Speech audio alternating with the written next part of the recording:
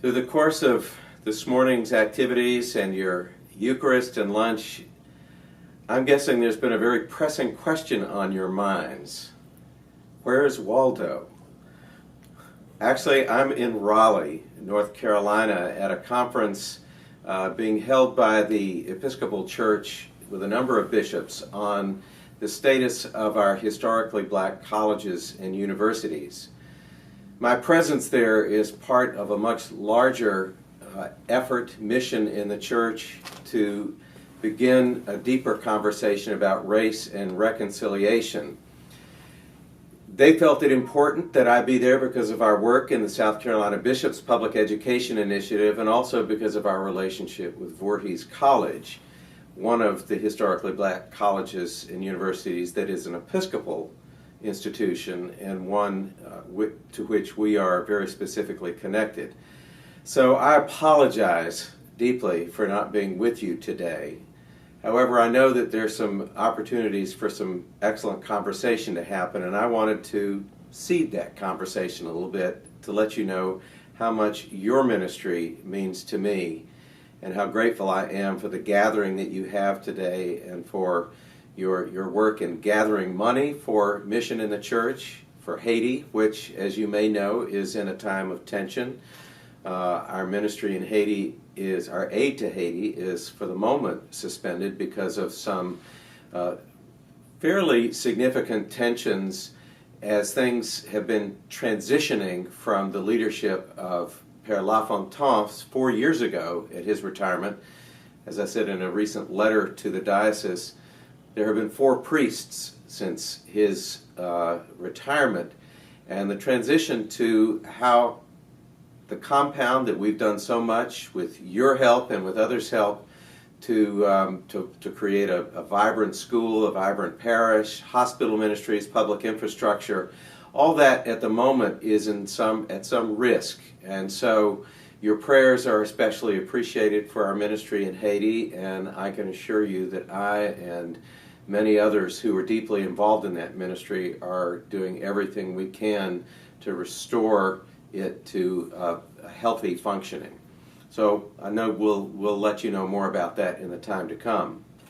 When Whitney, your president, and I met to discuss my presence at this convention some weeks ago, as I listened to her reflect on the status of the Episcopal churchwomen in the Diocese of Upper South Carolina, I thought of a story that some of you have probably heard me tell before.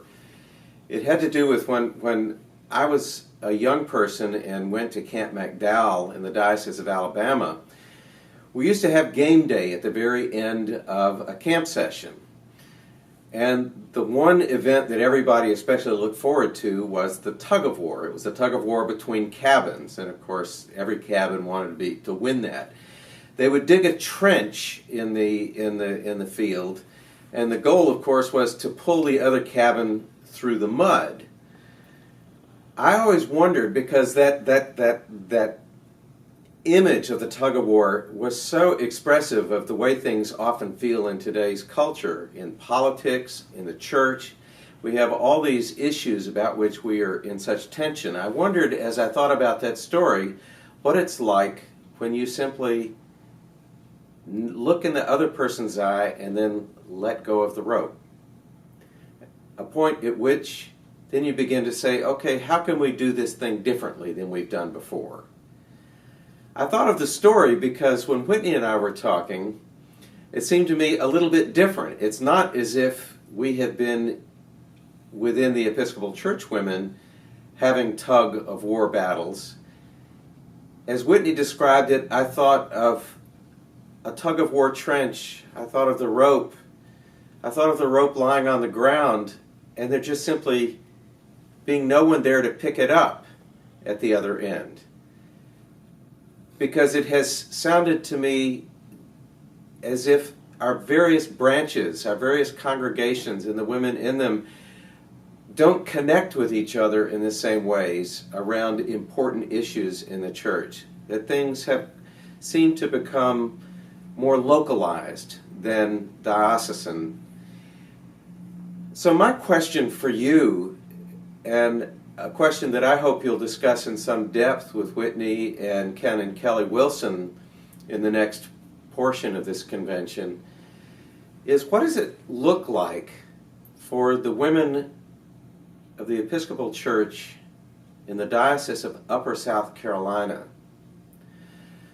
to come together around common mission, to look outside of local boundaries, to see yourselves as ones who really have an important role to play in larger missions of the church, of which there are many. As you know, we have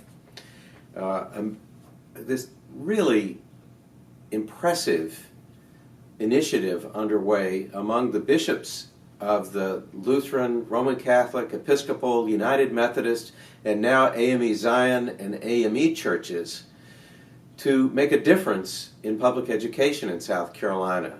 It's impressive because the politicians aren't used to the churches working together. Now they're looking and they're seeing this, seeing us standing together on behalf of the poorest children in the state of South Carolina. Molly Spearman, State Superintendent of Education, has asked us to come and to confer with her. The Senate Education Committee requested that we testify on our work and asked us to submit recommendations for the new laws on this. The House Task Force has also asked us to bear witness, which we have over the course of the past 9 months. So my question for you is, how do the women of the Episcopal Church in Upper South Carolina come to find a common ground that not only strengthens your bonds, your fellowship as women in our church, but that also makes a difference in the lives of thousands of children in the life of this state?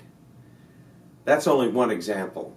And it's my hope that in the conversation that you're about to have, that you will go deep, that you will keep your life in Christ, your mission as disciples, at the forefront of that conversation, and come out of that conversation with a new sense of purpose, a new sense of identity, for which all of us can give thanks to God.